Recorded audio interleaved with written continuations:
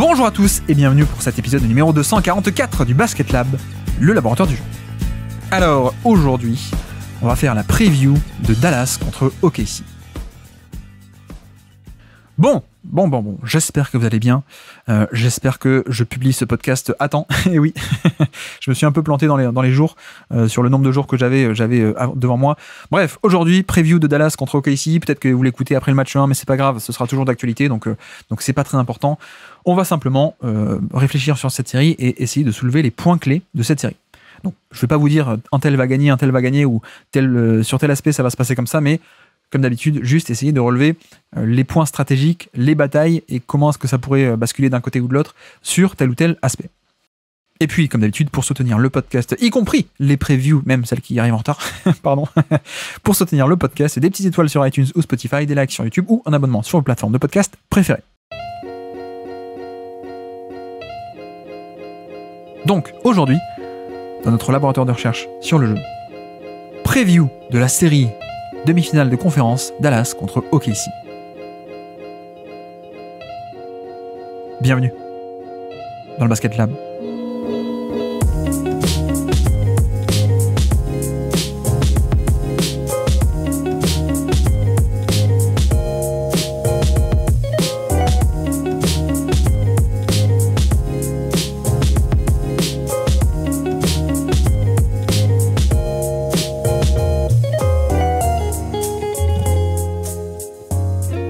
Dallas contre OKC, donc allons-y pour la preview de ce deuxième tour. On peut commencer directement, mettons les pieds dans le plat. Moi, la première question que je me pose, c'est quid de la défense de Dallas ? Et en fait, à quel point est-ce que cette défense et les bonnes performances défensives qui ont été faites par Dallas jusqu'ici, à quel point c'est, entre guillemets, pour de vrai ? À quel point c'est réel, en fait ? Pour un peu faire angliciser une expression qu'ils utilisent là-bas, mais à quel point est-ce que vraiment Dallas c'est une bonne défense ou pas ? Parce que sur l'entièreté de la saison, c'était pas forcément le cas à ce point. Il y a eu en effet des trades à la trade deadline qui ont apporté des nouveaux éléments, ok. Et on a vu aussi passer des stats comme quoi meilleure défense de la fin de saison, notamment du dernier mois de saison régulière, c'était le premier defensive rating, et en plus, bonne série défensive contre les Clippers.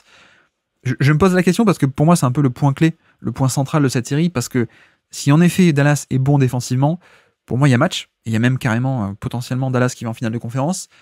Alors que si ces performances défensives étaient peut-être un peu plus la conséquence d'autres éléments extérieurs à leur contrôle, et que Dallas n'est pas à ce point une bonne défense, pour moi, OKC semble un peu avoir l'avantage, on va dire. Donc voilà, vraie question pour moi, vrai point clé de la série, ça va, je trouve, un peu se jouer de ce côté-là du terrain. Et pourquoi est-ce que je me pose des questions ? Pourquoi est-ce que j'en viens à me dire est-ce qu'on doit nuancer ou pas ces performances ? Déjà, sur la fin de saison, le côté premier defensive rating de toute la NBA sur le dernier mois de saison régulière, il y a un peu une question d'échantillon. En termes de nature de l'échantillon, parce que c'est pas un niveau de compétitivité le dernier mois qui est égal à n'importe quel autre mois de la saison. Donc voilà, c'est pas toujours prendre avec des pincettes les fins de saison. Et puis deuxièmement, au-delà de la nature de l'échantillon, il y a aussi la taille de l'échantillon. C'est-à-dire, un mois, c'est quand même très peu. C'est un échantillon qui est tellement court que voilà, tu peux rencontrer des mauvaises équipes, par exemple, et donc ça booste forcément ton defensive rating si tu dois affronter, je dis n'importe quoi, et je sais même pas si c'était le cas, mais si tu dois affronter Spurs, et je crois que c'était le cas d'ailleurs, mais Spurs et Washington, c'est pas pareil sur 10 matchs dans un mois si tu fais 3 fois Spurs et Washington que si tu dois, t'as aucune de ces équipes, quoi. Donc voilà, on a nature de l'échantillon et taille de l'échantillon qui me font dire, je prends pas au pied de la lettre ce defensive rating, premier defensive rating de NBA comme tout le monde, comme beaucoup en tout cas plutôt, pardon. Et de l'autre côté, c'est vrai que la série contre les Clippers, je mettrais un peu des nuances, et non pas pour discréditer du tout les Mavs, mais parce que finalement les Clippers étaient le bon match-up. Et au-delà même de la blessure de Kawhi, qui a été une énorme perte, évidemment, mais ne serait-ce que sur le profil offensif des Clippers, pour moi, c'était un peu le profil idéal, et en tout cas le profil d'équipe qui a pu faire que Dallas a été excellentissime en défense, en effet. Et pourquoi est-ce que je dis ça ? C'est parce que les Clippers, ce sont une attaque très méthodique, donc on va chercher le match-up et on l'attaque frontalement, sans trop de mouvement et même sans trop de spacing. C'est un peu ces deux éléments qui, à mon avis, étaient le problème pour les Clippers, c'est-à-dire que on a eu pas mal de non-shooters sur le terrain, parfois même en même temps. Donc Zubac, qui était hyper important, mais ben voilà, de facto, il n'est pas défendu, un Zubac. Donc, quand tu fais un switch et que tu attaques un mismatch dans le périmètre, bah, tu as forcément le défenseur de Zubac qui peut être proche du panier, déjà, premièrement. Ensuite, tu as aussi du Westbrook, tu as aussi du Terrence Mann. Parfois, donc, plusieurs de ces joueurs-là en même temps sur le terrain. Voilà, ça faisait peut-être beaucoup, je trouve, en termes de manque de spacing, et ça a permis, en effet, le déploiement de ces fameux schémas défensifs de Dallas qui ont été parfaitement exécutés. Oui, en effet, quand les Clippers allaient chercher un mismatch, Luka Doncic ou un autre, et ils essayaient de l'attaquer un peu frontalement, un peu directement, allez, j'attaque mon mismatch, bah, c'est pas facile parce que derrière, t'as forcément un mec qui vient boucher l'espace ou qui vient se mettre en pré-rotation. Donc, voilà, c'est un peu là-dessus où je pense que les Clippers, c'était la série parfaite parce que manque de spacing d'une part, et puis en plus, c'est pas une attaque qui bouge beaucoup. Et c'est pas non plus une attaque qui avait beaucoup de diversité dans la manière d'attaquer. Par exemple, on l'avait décortiqué en vidéo d'ailleurs avec sur la chaîne YouTube. On a affaire à deux équipes qui ont un peu le même profil de attaque, pas forcément beaucoup de mouvements, spacing pas forcément parfait. Je vais chercher le mismatch et je l'attaque un peu frontalement, mais les Clippers n'avaient pas Kawhi, donc n'avaient pas leur meilleur élément pour faire ça, premièrement. Et puis deuxièmement, c'est vrai que les Clippers n'avaient pas une certaine diversité et un plan B en fait. C'est-à-dire que Dallas, par exemple, avait un peu en deuxième option, non seulement un peu l'attaque de Kyrie qui est un peu différente de celle de Doncic, évidemment, mais surtout un peu le post-up. Ça pouvait un peu, et ça a attaqué régulièrement en post-up. Et le post-up est une situation d'attaque de mismatch qui est un peu différente de j'attaque depuis le 3 points et tout le monde me voit venir et on organise un peu la défense derrière. Donc voilà, les Clippers n'avaient pas ça. Et je trouve donc que, voilà, je vais pas me répéter, mais c'est un peu les deux éléments qui ont manqué et qui ont fait, en tout cas qui ont permis à Dallas de briller à ce point défensivement, c'est les Clippers n'avaient pas de spacing et surtout, au-delà du manque de spacing, c'est une attaque qui était très frontale et très méthodique, mais assez peu de mouvement. Or, pourquoi est-ce que j'insiste là-dessus? C'est que, pour moi, les OKC, c'est totalement l'inverse. C'est vraiment totalement l'inverse. Alors, spacing d'abord, parce que je pense qu'ils sont capables d'aligner des line-up avec beaucoup plus de shoots que les Clippers ne pouvaient le faire. Là où les Clippers, c'était un ou deux, voire trois bons shooters, et puis ensuite des non-shooters. Mais là, OKC peut totalement aligner un line-up avec plusieurs, même que des bons shooters sur le terrain. Donc, il y a un élément de spacing, on y reviendra tout à l'heure, peut-être pas parfait, mais qui peut être meilleur. Et puis, deuxièmement, surtout, même au-delà de l'espace et du nombre de non-shooters ou de pas non-shooters, ou de shooters, du coup, de négation, il y a aussi le mouvement, qui pour moi est clé. Parce que cette équipe d'OKC, elle apporte, cette attaque d'OKC, elle a beaucoup plus de mouvement que ne peut l'avoir l'attaque des Clippers. Et du mouvement de par les écrans inversés, de par on va mettre en mouvement Jalen Williams qui va faire un drive, mais il va arriver en mouvement pour faire son drive ou son isolation ou renversement de jeu, etc., etc. Voilà, OKC, c'est du mouvement et du mouvement et du mouvement encore et encore. Et donc c'est là-dessus où je me dis à quel point cette défense de Dallas et ces schémas qui ont extrêmement bien marché face à une attaque frontale des Clippers qui bougeait peu, à quel point est-ce que ça peut tenir le rang et ça peut faire un peu des choses similaires et être bon face à une attaque qui va beaucoup plus bouger. Pour moi, c'est un peu le point central de cette série. C'est ce mouvement que peut apporter OKC. J'espère qu'ils le feront pour eux.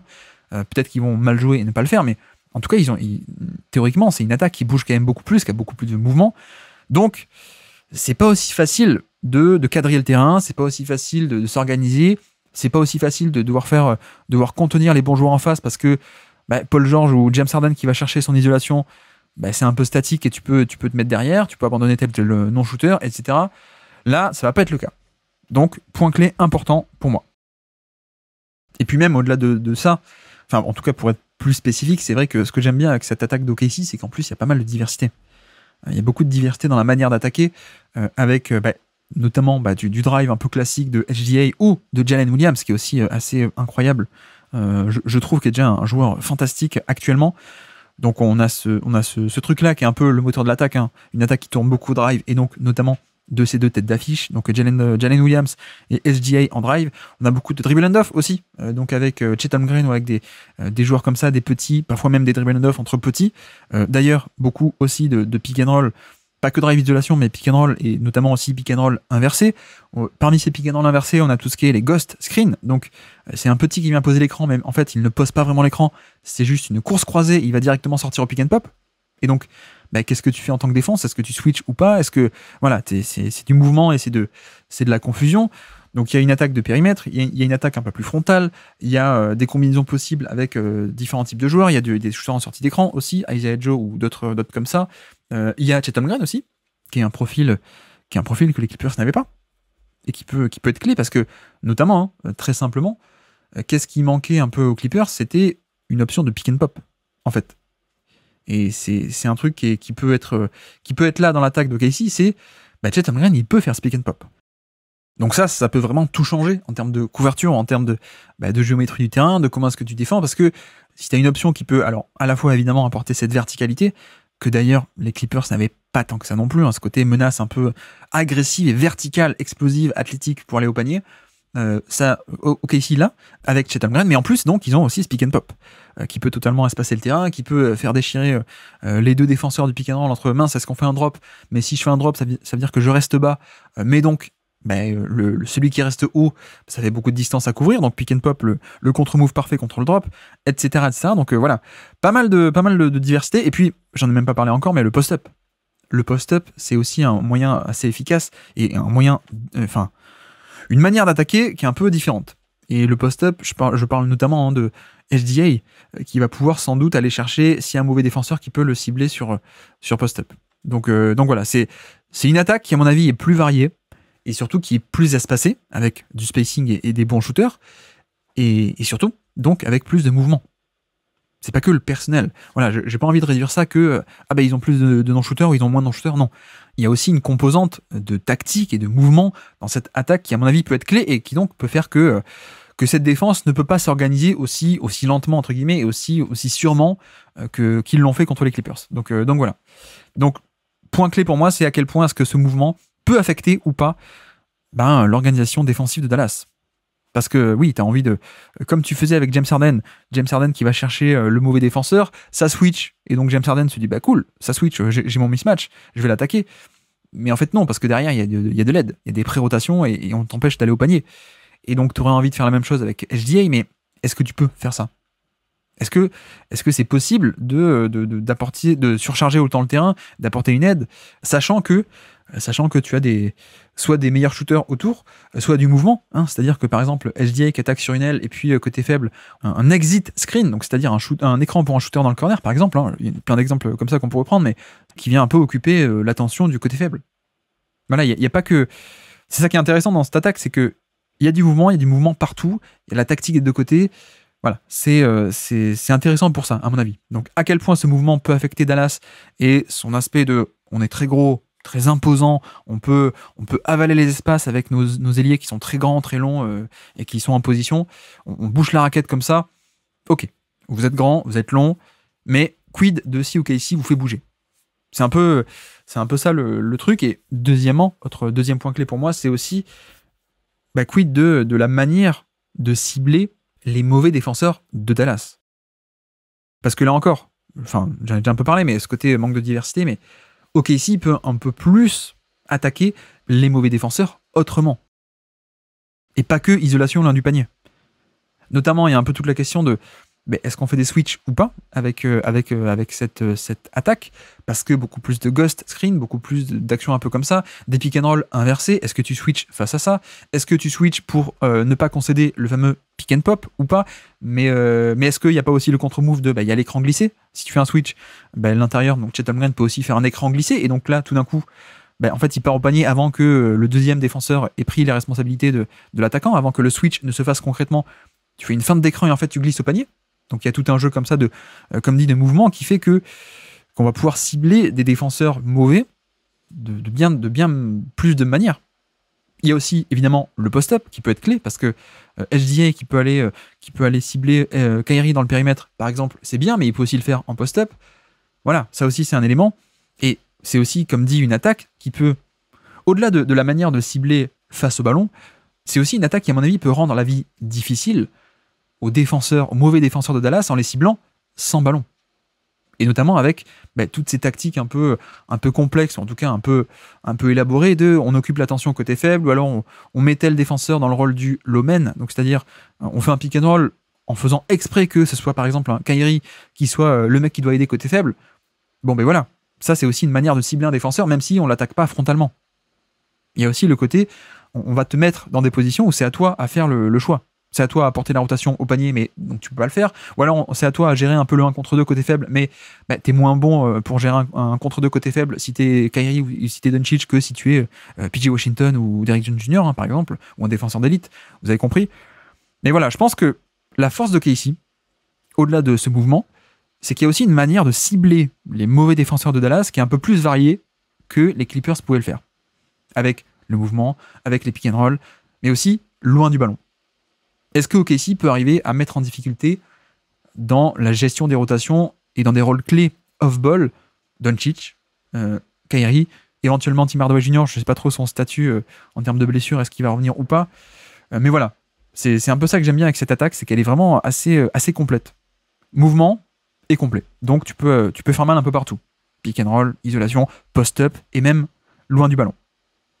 Et c'est un point clé parce que pour moi, bah oui, Kyrie et Luka Doncic ont fait de bonnes séries défensives, mais c'est pas pareil de faire de bonnes séries un peu.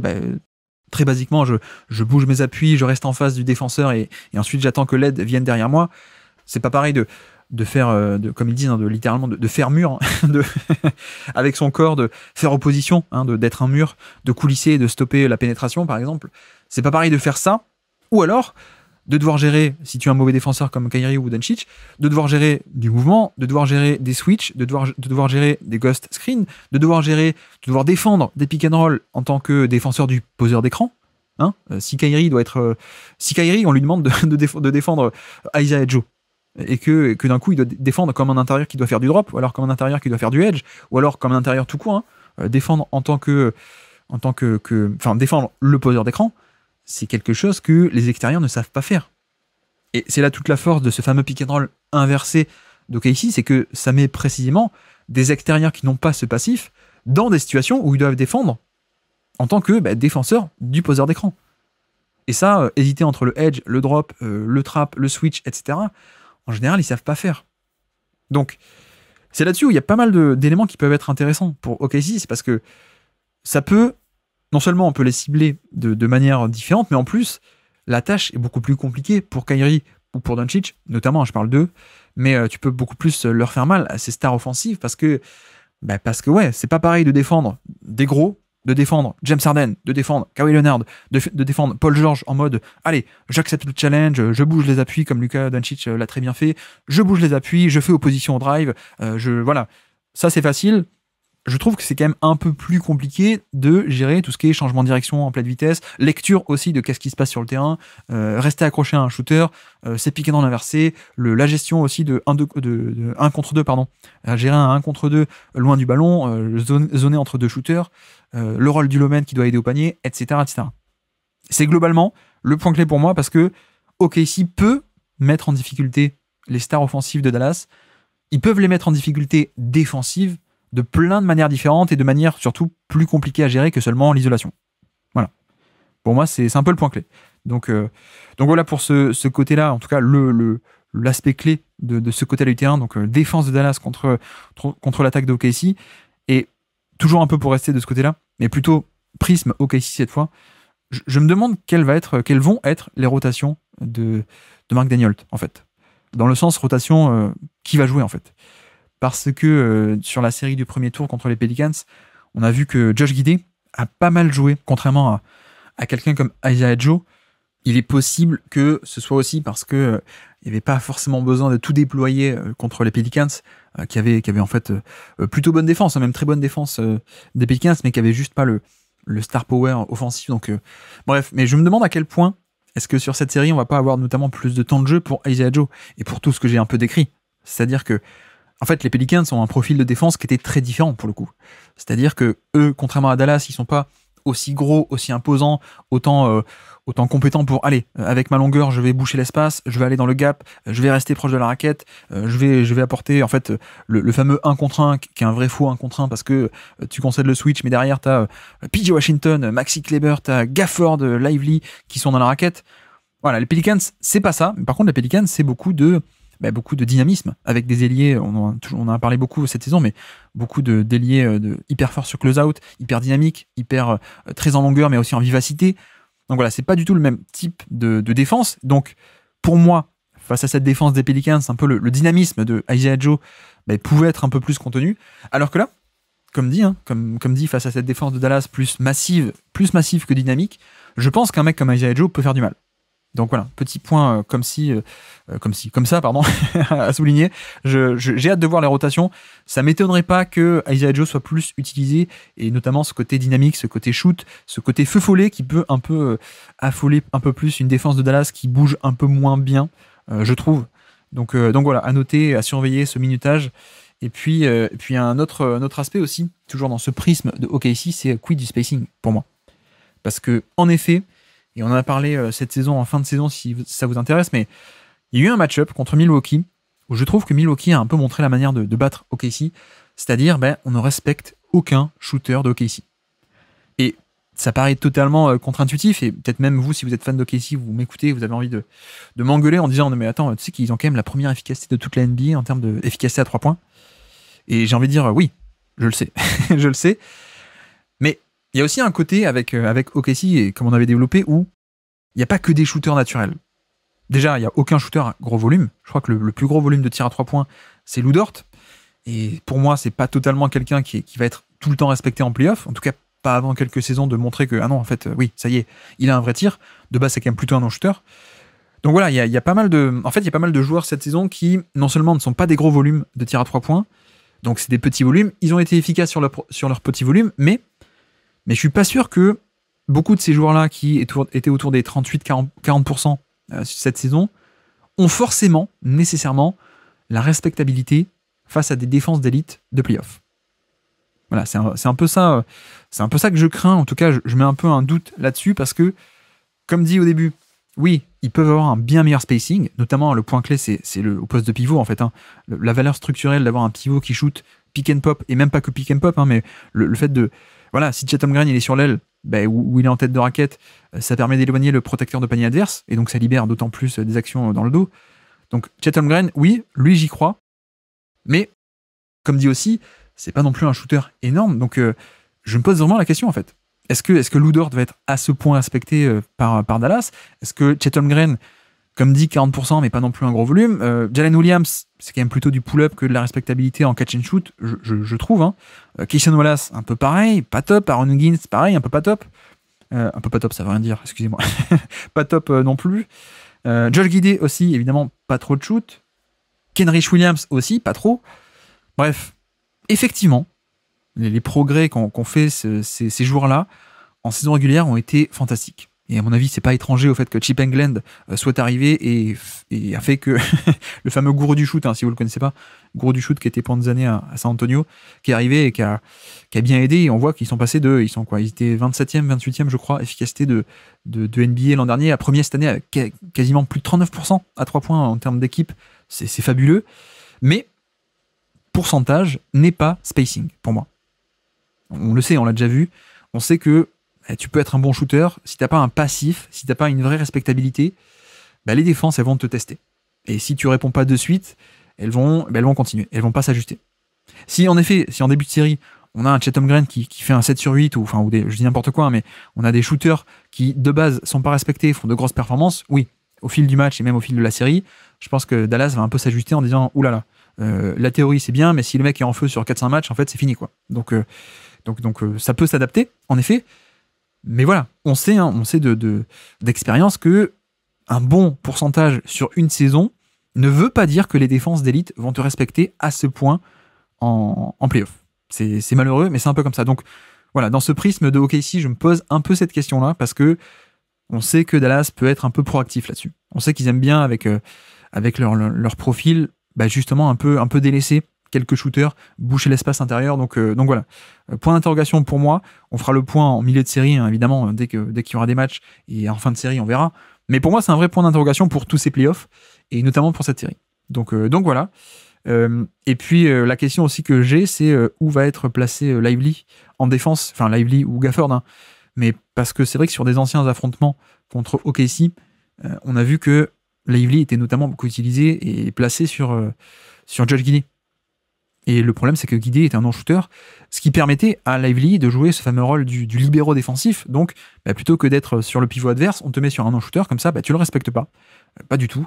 Et puis, tu peux être un deuxième défenseur en bonus sur chaque action, en fait. Tu ne respectes pas ton shooter et tu restes au panier. C'est un peu l'idée.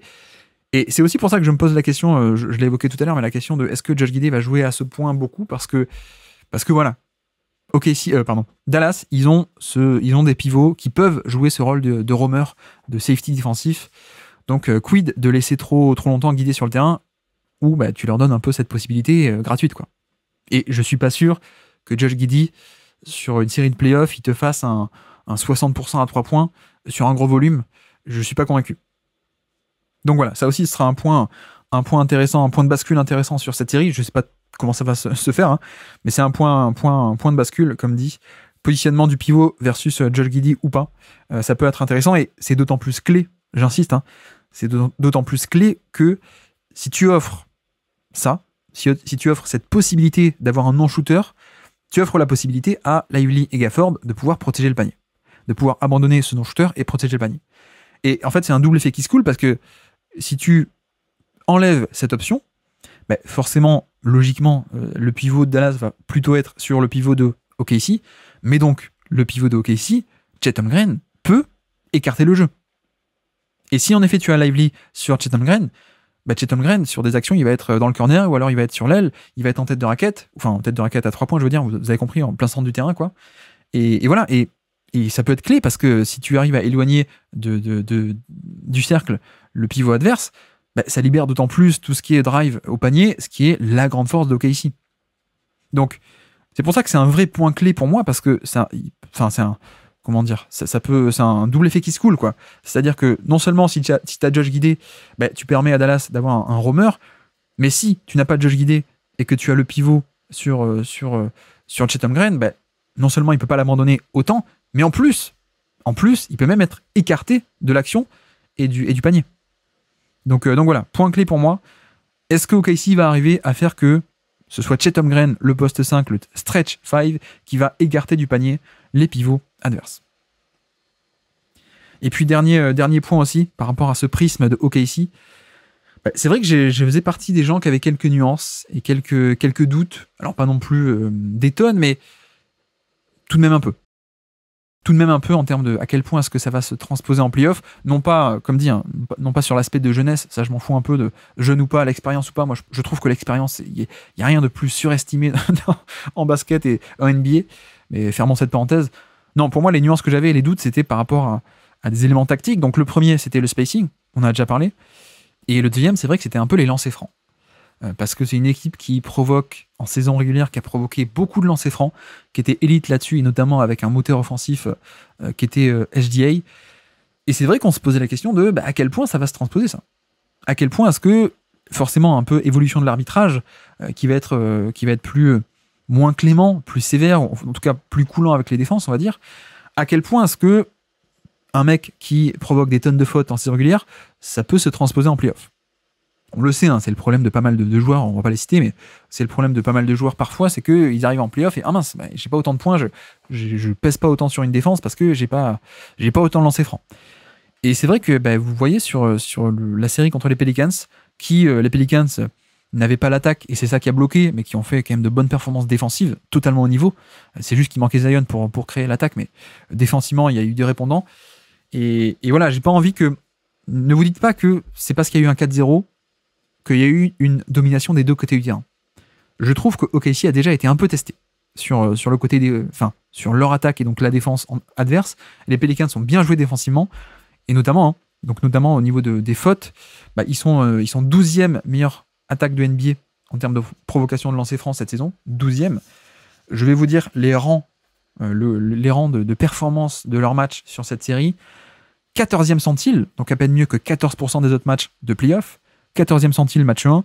60e centile, match 2, donc un peu mieux, un peu plus dans la moyenne. De nouveau, 12e centile, 12e. Et de nouveau, 42e centile, donc plutôt au niveau de la moyenne, mais moyenne basse. Donc, sur ces 4 matchs-là, face à un répondant défensif qui était au niveau, je trouve, hein, avec tous ces ailiers des Pelicans, finalement, ça s'est pas trop transposé au premier tour. cet aspect de provocation de faute et de beaucoup de points faciles. Et donc, si on lit un peu ces deux éléments sur lesquels moi j'avais un peu de doute avant les playoffs, les lancers francs, est-ce que ça se transpose? Le spacing, à quel point ça se transpose ou pas? Regardons l'offensive rating. OKC, qui est une des meilleures attaques de saison régulière de cette saison, et bien pourtant, là encore, je vais vous dire le centile, le rang de leur performance offensive face aux Pelicans. 19e centile, match 1, donc à peine mieux, un offensive rating à peine mieux que 19% des autres matchs NBA de playoff. C'est pas top, hein, évidemment. 97e centile, match 2, ok, explosion offensive sur ce match 2. Et puis de nouveau, 59e centile et 17e centile à la fin. Donc voilà, on voit que l'attaque a été assez irrégulière, hein, on peut le dire. La défense a été fabuleuse et il n'y a que des scores absolument bluffants en termes de defensive rating sur les 4 matchs parce que voilà, comme dit, il n'y avait pas l'étincelle, il n'y avait pas la création de décalage pour les Pelicans. Donc la défense a été parfaite face aux Pelicans, mais de l'autre côté, l'attaque, c'était pas parfait. C'était pas parfait. Et certes, les Pelicans sont une bonne défense. Oui, on peut dire ça. Donc c'est normal qu'on n'ait pas les mêmes perfs face aux Pelicans qui sont une bonne défense qu'en saison régulière face à tout le monde, notamment parfois des Spurs, parfois des Wizards, parfois des Pistons. On est d'accord, mais sauf que là, on parle dans un prisme d'avancer loin en playoff. Donc, désormais, tu ne vas rencontrer que des bonnes défenses. Donc, oui, effectivement, c'est pas anormal que les chiffres soient différents en saison, en moyenne, que face à une bonne défense. Mais si on se projette pour la suite, le problème, c'est qu'il n'y a que des bonnes défenses. Donc, il faut aussi réfléchir dans ce prisme-là. Et je dois dire que Dallas, en plus, a quelques bons atouts, notamment Derrick Jones Jr., qui, à mon avis, devrait pas mal jouer avec sa longueur et sa vivacité sur un SGA ou alors sur un Jalen Williams. Voilà, ils ont quand même beaucoup de bons défenseurs. Josh Green aussi, que moi j'aime pas mal défensivement, avec cette vivacité. Maxi Kleber, qui est assez polyvalent, qui peut être utilisé sur de l'extérieur aussi. Plus, vous les connaissez tous, hein, PJ Washington, etc. Pourquoi pas aussi le retour dans la rotation, une place plus importante pour Dante Exum, qui n'a pas tant que joué que ça sur la série contre les Clippers, mais là, il y a un profil de défenseur un peu plus extérieur et d'aile qui peut aider. Bref, je pense que Dallas a les moyens d'embêter. Et pour moi, sur mes doutes de spacing, lancer franc et même de transposabilité de l'attaque en playoff face à une bonne défense, j'ai pas été tant que ça rassuré pour OKC. Donc voilà, quelques éléments à prendre en compte, quelques points de bascule, je sais pas dans quel sens ça va tomber, mais voilà pour moi, de ce côté-là du terrain, défense de Dallas contre attaque d'OKC, les points clés à retenir et à observer, surtout. Parce que la bataille va se faire dans ces tranchées-là.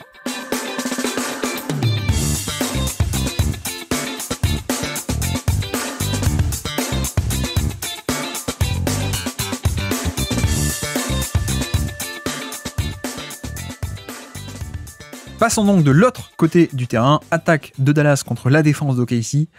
Et je crois que là, ce que j'aime bien avec Dallas, et ça fait des années, hein, mais c'est qu'on n'a pas forcément une attaque qui est fabuleuse, qui est fluide, qui est une motion offense, qui va faire des dégâts incroyables en saison régulière.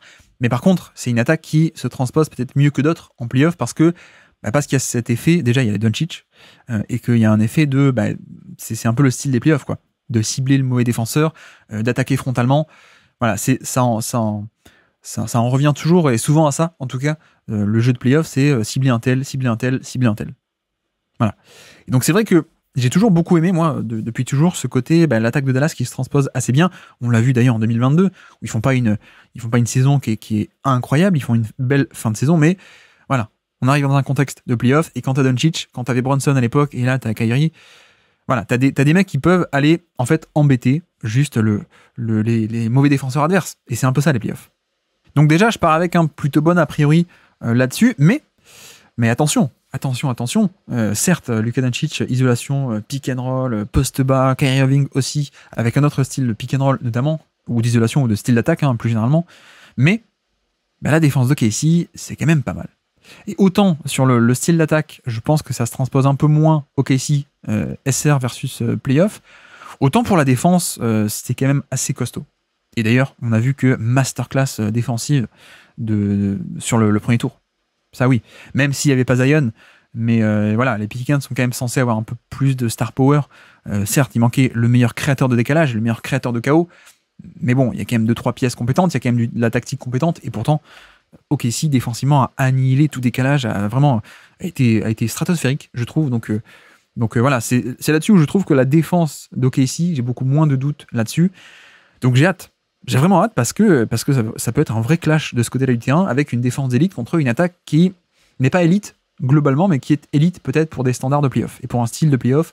Donc ça va être vachement intéressant. Et là où peut-être il y a une différence, c'est que je pense que les Clippers sont plus une défense beaucoup plus imposante, avec des profils plus imposants, plus costauds et plus en place, on va dire, dans le style et dans les schémas. Voilà, un Zubac au cercle, c'est un mur, quoi, ou ce genre d'éléments. Peut-être qu'OKC, on a moins cet aspect de puissance et de répondant un peu physique et de si je fais la rotation, je suis moins solide que d'autres, forcément. Moins de défenseurs costauds aussi sur les ailes ou au point d'attaque. Ok, bon, hormis Lou Dort, mais il y a quand même plus de profils un peu plus moins costauds, mais par contre, il y a beaucoup plus de dynamisme, je trouve, dans cette défense, comme d'ailleurs un dynamisme on retrouve en attaque aussi avec Mark Daigneault. Mais la défense, c'est vrai, elle a toujours été très très créative de la part de Daigneault, avec, que je prononce d'ailleurs son nom toujours aussi mal, hein, vous m'excusez, vous remarquez, Mark Daigneault, je sais toujours pas comment on dit. Mais oui, c'est une défense qui a toujours été très polymorphe, j'ose le mot, qui pratique beaucoup de stun, qui pratique beaucoup de peel switch, donc la fameuse next defense, donc c'est-à-dire, imaginez, il y a un drive et le défenseur se fait dépasser, il y a quelqu'un qui vient, qui prend le drive, pendant que l'autre, qui s'est fait dépasser, retourne sur le shooter, par exemple. Donc ça, c'est un peel switch un peu improvisé pour en fait absorber tout décalage. Il y a le fait que, évidemment, on en revient toujours à ça, mais le style, l'identité de ta défense est aussi dictée beaucoup par quelle est l'identité défensive de ton intérieur. Or, Chet Holmgren, on est sur un des intérieurs défensifs les plus polyvalents de toute la NBA. Qui peut faire du drop, qui peut jouer en second rideau, mais qui peut faire du edge, qui peut faire du switch, il peut tout faire en termes de couverture défensive. Donc, ça recoupe aussi avec ce style de défense qui peut tout faire et qui est très dynamique. Chet Holmgren, dans l'espace aussi, c'est quelqu'un d'excellent, quoi. Là où Zubac peut-être représentait peut-être beaucoup plus un aspect de, comment dire, en termes de drop, et notamment on a vu qu'ils avaient commencé la série, les Clippers, en faisant du deep drop avec Zubac qui attend très bas et qui, avec son énorme carcasse, en fait il absorbe les contacts même quand c'est Luka Doncic qui essaie de lui rentrer dedans. Bon, j'exagère un peu, mais vous voyez un peu l'idée. Holmgren, il a pas ça, évidemment, mais par contre, c'est quelqu'un de beaucoup plus dynamique, donc qui peut évoluer dans l'espace beaucoup mieux, avec sa longueur, avec sa vivacité, etc. Donc j'ai hâte de voir parce que il y a cet aspect où Dallas peut-être va profiter d'une défense qui est beaucoup moins puissante, solide en premier rideau, peut-être, et donc un peu enfoncée, aller au panier, etc. Peut-être que c'est ça qui va marcher. Peut-être aussi que simplement avec du mouvement et avec des pièces qui bougent partout et avec on quadrille le terrain, avec on fait des stunts, on fait de la next defense, on fait des scram switch, off ball, etc. Enfin, plein de concepts un peu complexes pour une défense dynamique et du mouvement. Peut-être que c'est ça qui va marcher. Ça, pour le coup, un peu affrontement de style pour moi entre cet aspect puissant et un peu rentre-dedans de Dallas, comme ils peuvent l'être parfois, et l'aspect de mouvement, et de peut-être qu'on peut étouffer avec du mouvement, quoi. Mais c'est vrai que pour ça, par exemple, je dis n'importe quoi, mais il faut arriver notamment à boucher le terrain, peut-être pas sous le panier, parce qu'une fois que Doncic va au panier, en fait c'est un peu c'est presque fini, quoi. Soit pour des fautes, soit pour son lay-up, soit pour le short mi-distance, c'est fait. Mais par contre, c'est vrai qu'OKC peut totalement le gêner en début de drive, par exemple. Et ça peut être aussi un élément clé de on te laisse pas prendre de la vitesse, on te laisse pas aller sur tes spots préférentiels.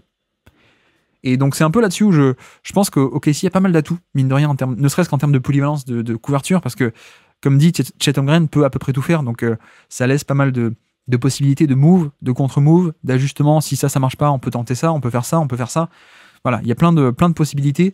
Je sais que, notamment, un peu ce qui semble logique, c'est que on aime bien faire du drop parce que Luka Doncic n'a pas forcément ce pull-up immédiat en sortie d'écran. Il a le pull-up, mais plutôt je reviens en arrière sur un step back, ou voilà, je prends mon temps.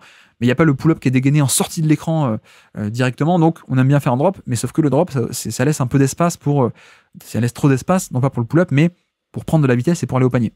Donc, est-ce qu'ils prendront l'option de on va rester bas et on va laisser Chet Holmgren proche du panier avec sa longueur peut-être affectée comme ça, ou alors est-ce qu'on le fait monter haut pour couper court dès le début de l'écran et dès la sortie de l'écran pour empêcher que Doncic ne prenne de la vitesse et commence son drive?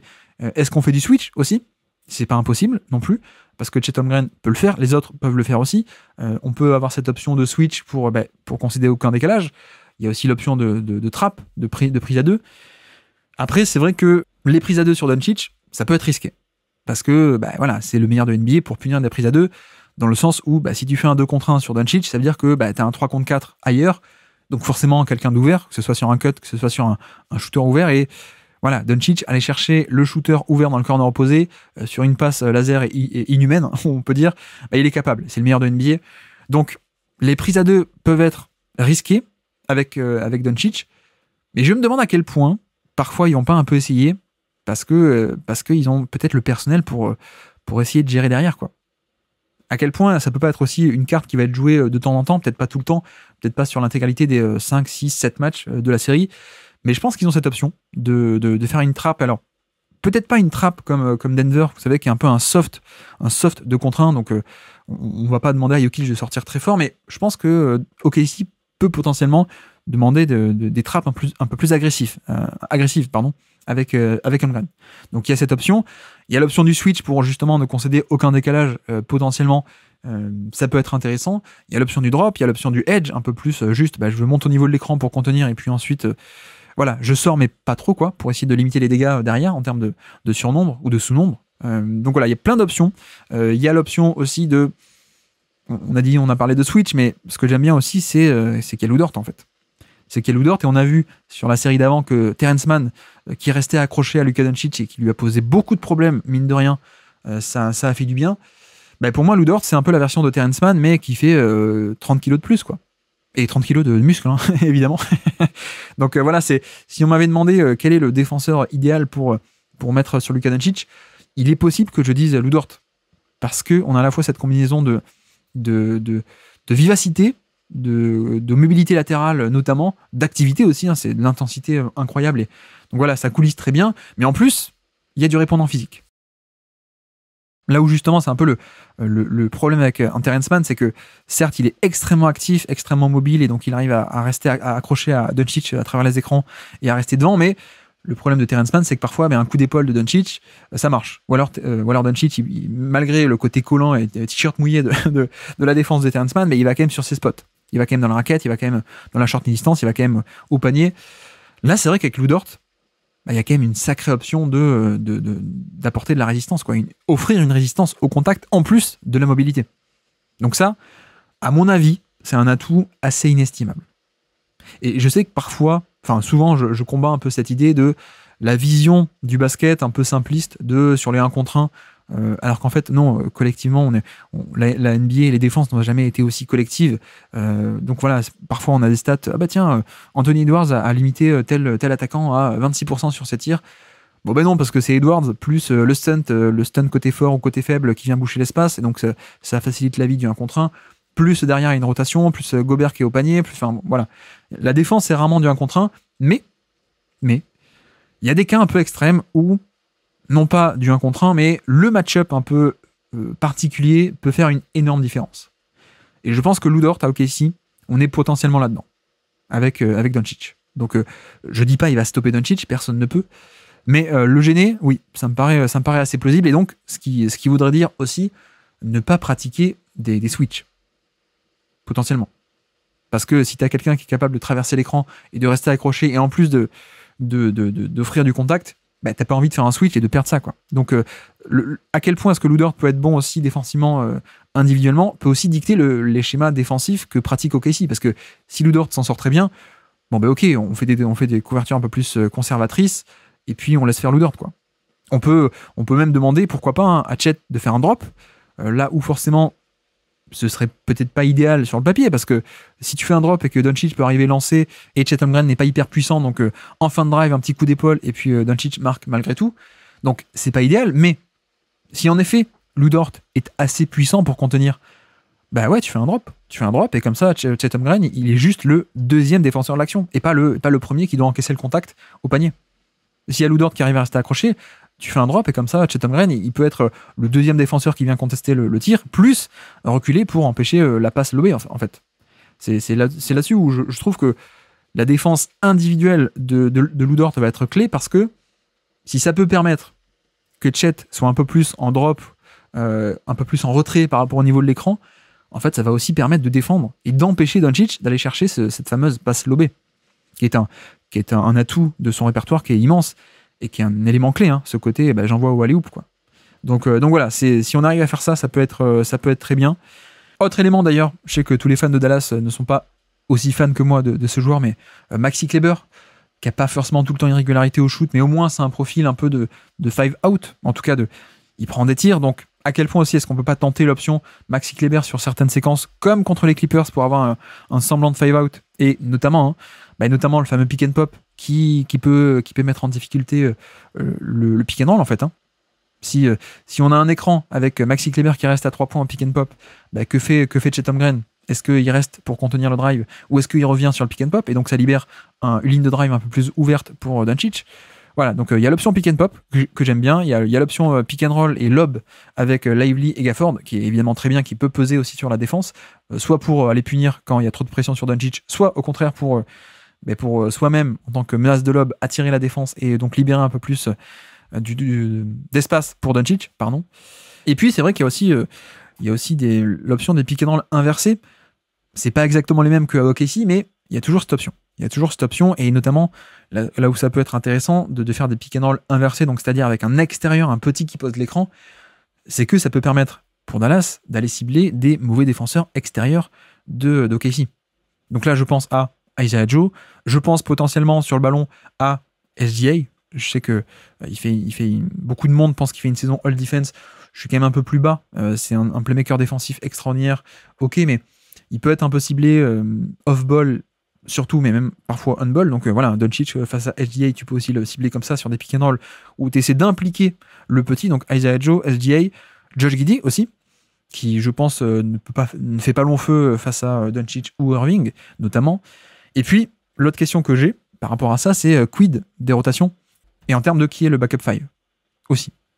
Pour moi, ça va être un point clé parce que Jalen Williams, qui est un peu l'option, le vrai big de formation, défensivement, ça peut être compliqué.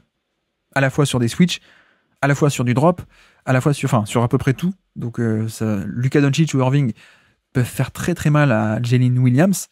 Et de l'autre côté, quelles sont les autres options? En général, c'est Kenrich Williams, donc l'ailier Kenrich Williams en poste 5 small ball.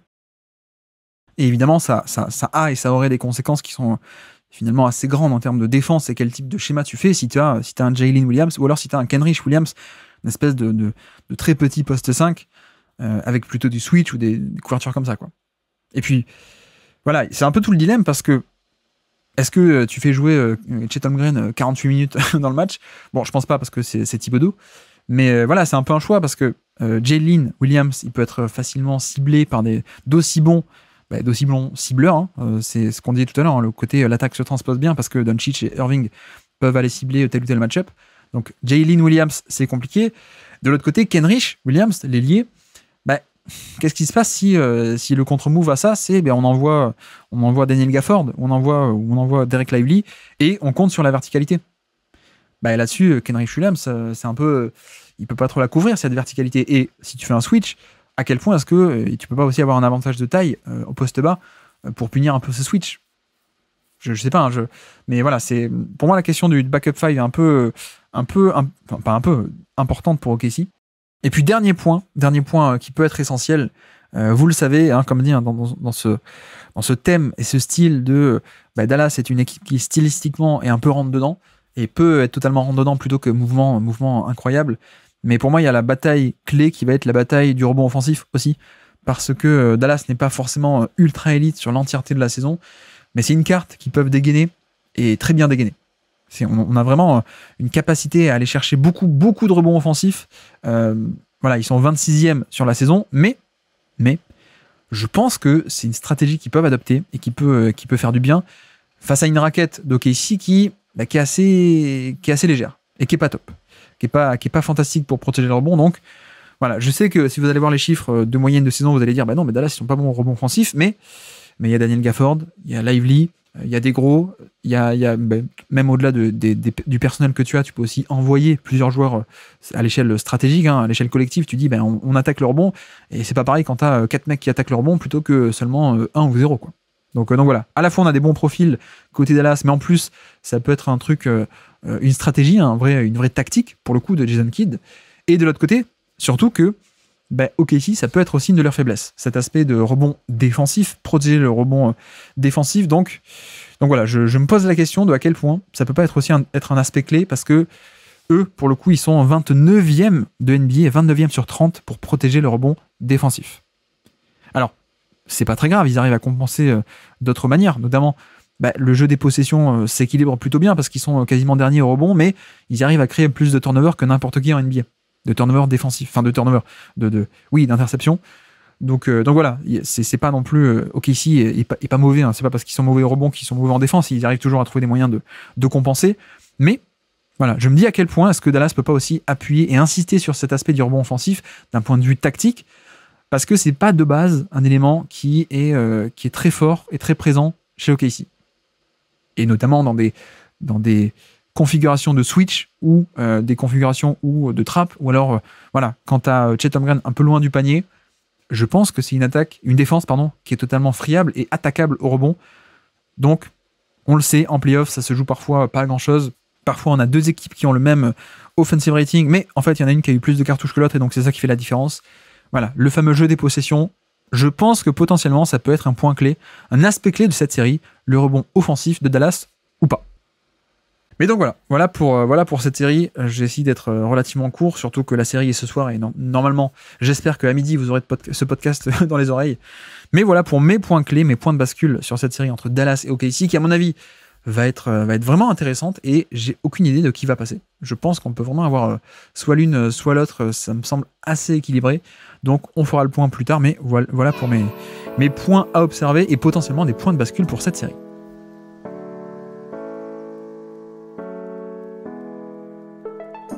Merci à tous d'avoir suivi cet épisode, j'espère que ça vous aura plu. Et donc voilà pour un petit podcast d'une petite heure, je pense, grosso modo.